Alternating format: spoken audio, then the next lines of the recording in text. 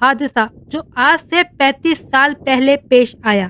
یہ ایک ایسا ہوائی حادثہ تھا جس میں ایک پلین اپنے مسافروں سمیت آج تک لاپتہ ہے، فلائٹ نمبر 404۔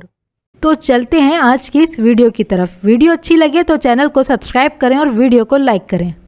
25 اگست 1989، آج سے ٹھیک 35 برس پہلے گلگت کے ہوائی اڈے سے صبح 7:36 پر PIA کے فوکر جہاز نے اڑان بھری۔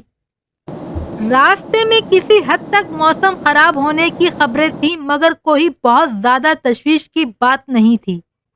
اس پرواز کا نام PK 404 تھا اور اس کی منزل 300 کلومیٹر دور اسلام آباد تھی، جہاں اس نے 55 منٹ کی پرواز کے بعد اترنا تھا۔ جہاز پر 49 مسافر اور عملے کے 5 ارکان سوار تھے۔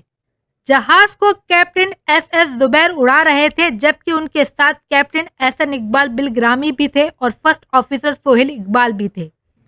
فضا میں بلند ہونے کے 4 منٹ بعد یعنی 7:40 پر پائلٹ نے کنٹرول ٹاور کو بتایا، ہم بنجی پہنچ گئے ہیں۔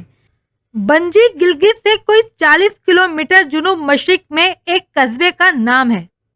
یہ اس طیارے کی جانب سے آخری رابطہ تھا۔ وہ دن اور آج کا دن ٹھیک 35 سال گزر گئے، مگر اس طیارے کا کوئی پتہ نہیں چل سکا۔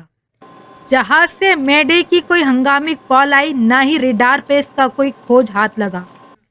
کئی بار ہوائی اور زمینی تلاش کے باوجود طیارے کا نہ ملبہ مل سکا اور نہ ہی اس سوال کا جواب کہ اسے زمین نگل گئی یا آسمان کھا گیا۔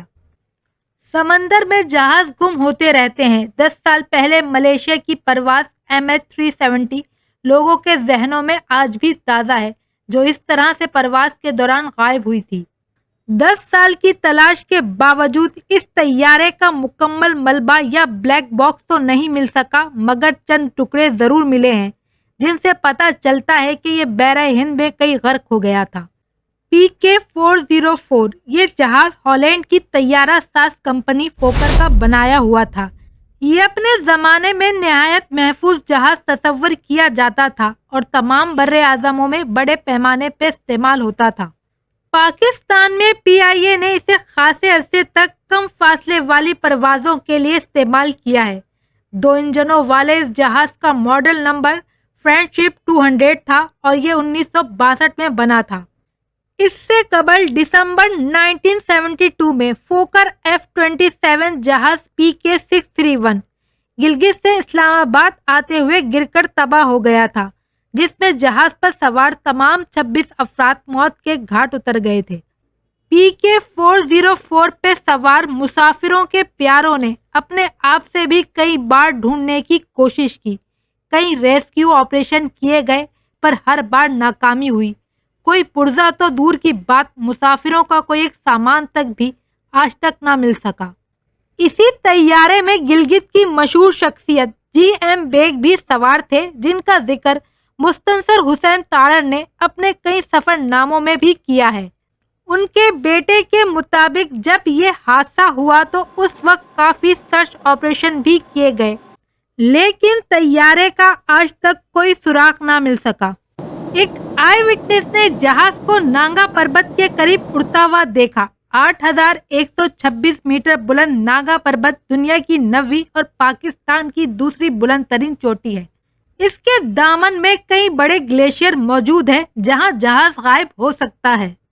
یہ بھی ممکن ہے کہ جس جگہ جہاز ٹکرایا ہو وہاں پر برفانی تودا اس کے اوپر آ گرا ہو، جس نے جہاز کو مکمل طور پر ڈھانک لیا اور آج تک جہاز برف تلے دبا ہوا ہو۔ ایک خیال یہ بھی ظاہر کیا جاتا ہے کہ شاید جہاز راستہ بھٹک کر لائن آف کنٹرول پار کر گیا ہو، جہاں اسے انڈیا نے مار گرایا۔ اس جہاز کے ساتھ ہوا کیا، یہ محض قیاس آرائیاں ہیں، تاہم انڈیا نے اس کی تردید کی تھی اور اس وقت کے اخباروں کے مطابق اس نے پاکستانی سرچ مشن کے جہازوں کو لائن آف کنٹرول کے اوپر پرواز کرنے کی خصوصی اجازت بھی دی تھی۔ سمندر میں تو کہیں جہاز غائب ہوئے ہیں، لیکن خشکی پر PK 404 کی گمشدگی ہوا بازی کی تاریخ کا ایک ایسا انوکھا واقعہ ہے جس میں بظاہر سب سے زیادہ لوگ مارے گئے ہیں۔ اس سے قبل 1968 میں انڈین ایئر فورس کا ایک جہاز لداخ کے علاقے میں طوفانی موسم کے دوران گم ہو گیا تھا۔ کافی تلاش کے بعد اس کا بھی کوئی سراغ نہیں ملا تھا۔ البتہ ٹھیک 51 سال بعد اس جہاز کا ملبہ 17,000 فٹ بلند ایک گلیشیئر پر مل گیا تھا۔ اگر انڈین جہاز کا ملبہ نصف صدی کے بعد مل سکتا ہے تو ہمیں بھی امید رکھنی چاہیے، شاید کسی نہ کسی دن PK-404 کا ملبہ بھی ہمالیہ یا قراقرم کی کسی بادلوں سے ڈھکی چوٹی کے پہلو یا کسی گہری کھائی میں پڑا مل جائے۔ گلگت سے غائب ہونے والی PIA کی فلائٹ کا نمبر PK-404 تھا۔ کمپیوٹر میں ایک ایرر میسج آتا ہے 404 ناٹ فاؤنڈ۔ یہ ایک عجیب اتفاق ہے کہ یہ فلائٹ 404 بھی آج تک ناٹ فاؤنڈ ہی ہے۔